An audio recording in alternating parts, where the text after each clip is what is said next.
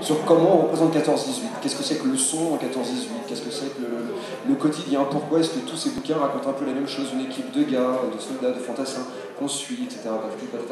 Grosso modo, les mêmes péripéties partout. C'est un peu de ce que je raconte dans le bouquin. Après, ça a un peu continué tout du long. Quand j'ai fait le Malais en 2005, j'ai fait une grosse postface pour expliquer que Malais s'appuyait, ma bande dessinée, sur des faits qui étaient tous a priori authentiques. J'ai rien inventé. C'était avec Malais, c'est un coup d'État qui a eu lieu sous le Premier Empire, en octobre 1812, avec un type qui s'évade d'un asile et qui a un faux costume de général, et qui proclame que l'empereur est mort, et qui instaure la République. Et ce coup d'État a presque marché. C'est assez comique. Hein. Moi, j'en ai fait un récit plutôt relevé comique, mais à la fin, j'explique que tout ça est basé sur des faits réels, mais en même temps, quels sont ces faits réels? C'est ce que j'explique après coup. Enfin, qu'est-ce qu'il y a de réel là-dedans? Parce que moi, j'ai lu des livres d'historiens, mais où on voit des dialogues. Par exemple, je suis toujours étonné de voir des dialogues. Alors maintenant, ça se fait quand même moins, mais il y a eu une époque, dans des livres écrits par des historiens des années 80, on pouvait retrouver des dialogues qui dataient du XVIIIe siècle. Qui a enregistré ça à l'époque?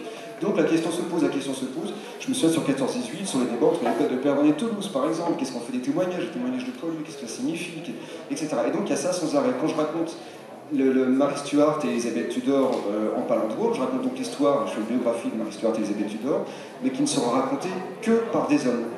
Donc on a des hommes qui interviennent, des narrateurs, parce que c'est une société qui est faite par les hommes et pour les hommes, pour bien montrer que ces femmes-là, malgré tout ce qu'elles font, n'ont pas leur place, on ne leur laisse pas cette place qui, finalement, Elisabeth, en tout cas, elle va réussir à la prendre par la force. Mais j'illustre ça en racontant cette histoire par des hommes. Alors, quelle est leur objectivité? Elle est nulle, leur objectivité, mais justement, ça permet de montrer un regard, de dire, ben voilà, il y a ces hommes-là qui parlent, c'est leurs amants, leurs maris, leurs femmes, leurs ambassadeurs, leurs secrétaires, etc.